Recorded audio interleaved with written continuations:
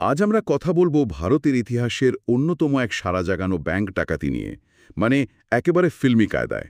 হ্যাঁ, ১৯৮৭ সাল লুধিয়ানার Punjab national bank মিলারগঞ্জ শাখা। ঘটনাটা কিন্তু সাধারণ ছিল না একদমই।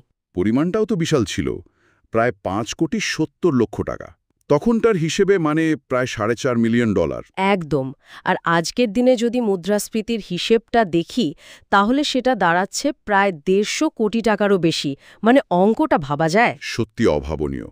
তো আমাদের হাতে যে তথ্যগুলো এসেছে তার ভিত্তিতে আমরা একটু গভীরে যাওয়ার চেষ্টা করব। কারা ছিল এর পিছনে, কিভাবে এত নিখুঁত পরিকল্পনা সম্ভব হলো, আর এর প্রভাবটাই বা কী ছিল? শুরু করা যাক মূল পরিকল্পনাকারীকে দিয়ে। নামটা শুনলে হয়তো অনেকেই চমকে উঠবেন। লাভ সিং ওরফে সুখদেব সিং সুখা। লাভ সিং, আচ্ছা।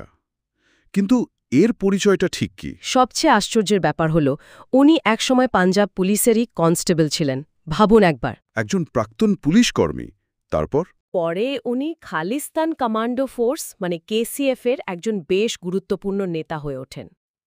ও, তাহলে তো পুরো অন্যরকম মোড়। একজন প্রাক্তন পুলিশ এত বড় একটা ডাকাতির ছক কষছেন। উদ্দেশ্যটা কি ছিল? নিছক টাকা লুট? না, যতটা জানা যায় উদ্দেশ্যটা ছিল রাজনৈতিক। পাঞ্জাবে তখন পরিস্থিতি বেশ উত্তপ্ত ছিল, জানেন তো।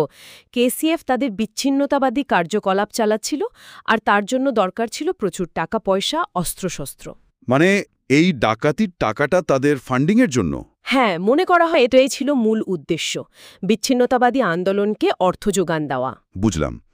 কিন্তু এত বড় একটা ব্যাংকে, মানে পিএনবির মতো ব্যাংকে ডাকাতি মুখের কথা তো নয়। পরিকল্পনাটা নিশ্চয়ই সাংঘাতিক ছিল। লাভ সিংয়ের ওই পুলিশি ব্যাকগ্রাউন্ড কি এখানে খুব কাজে দিয়েছিল? অবশ্যই।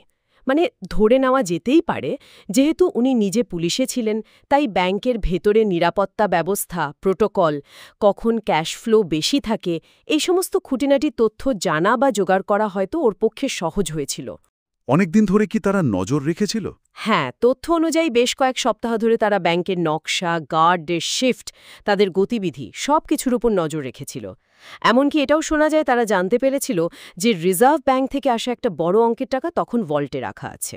আর ওর দল, মানে একা তো করেননি নিশ্চয়ই? না না, একা কেন করবেন? ওর সঙ্গে ছিল কেসিএফেরই বাছাই করা কিছু সদস্য, বেশ প্রশিক্ষিত একটা দল।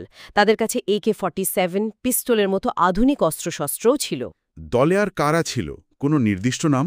লাভ সিংয়ের খুব বিশ্বস্ত কয়েকজনের নাম উঠে আসে, যেমন ধরুন স্বর্ণজিৎ সিং, গুরিন্দার সিং। এরা সবাই বেশ কুখ্যাত ছিল সেই সময়। আচ্ছা, এবার আসা যাক সেই দিনটায়, মানে ঘটনার দিন। কিভাবে ঘটল পুরো ব্যাপারটা? দিনটা ছিল ১২ই ফেব্রুয়ারি ১৯৮৭। সকাল হবে প্রায় 10:30। ৮ থেকে ১০ জন ডাকাত, তারা সেজেছিল পুলিশের পোশাকে। ওহ, পুলিশের পোশাকে! তাহলে তো... হ্যাঁ, তাহলে তো আর সন্দেহের অবকাশ থাকে না। তারা সোজা ব্যাংকের ভেতরে ঢুকে যায়। আর ঢুকেই মানে একেবারে ঝড়ের গতিতে নিরাপত্তারক্ষী আর কর্মীদের কাবু করে ফেলে। অ্যালার্ম বাজাতে পারেনি কেউ?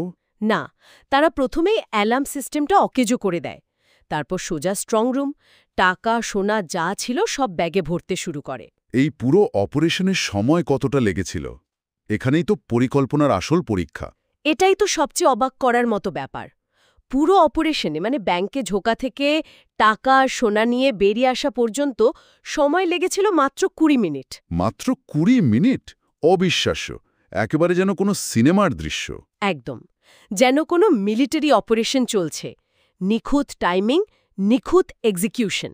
বোঝাই যায় প্রস্তুতি ছিল কতটা পাকা। পালানোর ব্যবস্থাটাও নিশ্চয়ই একই রকম পরিকল্পিত ছিল। হ্যাঁ, পালানোর জন্য তারা চোরাই গাড়ি ব্যবহার করেছিল, আর পুলিশের চোখে ধুলো দেবার জন্য নাকি বারবার গাড়িও বদল করেছিল তারা। আর পুলিশ, তাদের প্রতিক্রিয়া কেমন ছিল?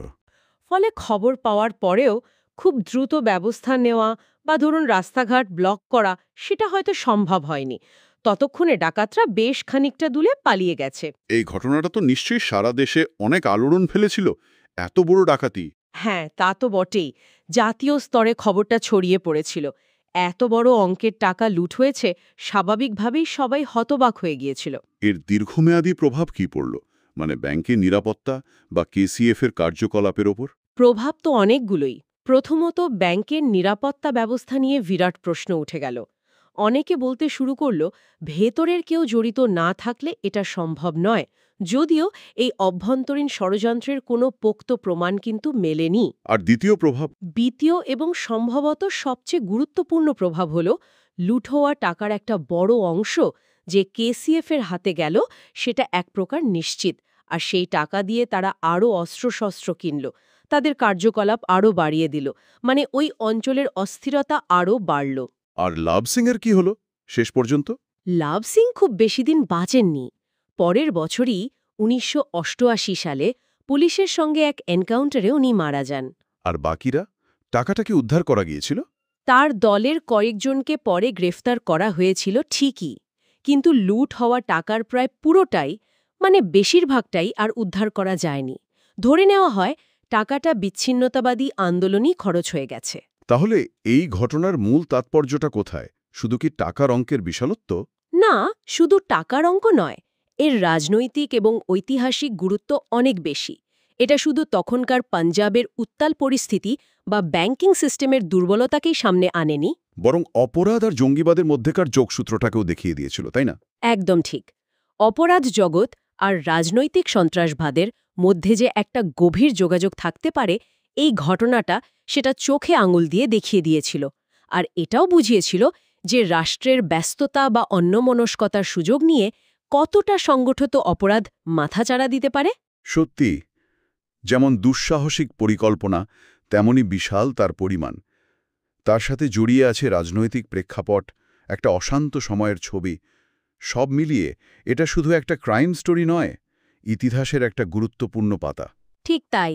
সময়ের সাথে সাথে হয়তো অনেক ঘটনার স্মৃতি ফিকে হয়ে যায়, কিন্তু লুধিয়ানা ব্যাংক ডাকাতির মতো ঘটনা কিছু প্রশ্ন রেখে যায়। যেমন একটা নির্দিষ্ট সময়ের সামাজিক বা রাজনৈতিক অস্থিরতা কিভাবে এই ধরনের চরম অপরাধের জন্ম দিতে পারে। আর সেই সময়ের যে দুর্বলতাগুলোকে কাজে লাগিয়ে এটা সম্ভব হয়েছিল। হ্যাঁ, সেই দুর্বলতাগুলো কি আজও হয়তো অন্য রূপে আমাদের সিস্টেমের কোথাও না কোথাও টিকে আছে? এই ভাবনাটা কিন্তু আমাদের তাড়িয়ে নিয়ে বেড়াতে পারে, তাই না? আর গভীরে চিন্তা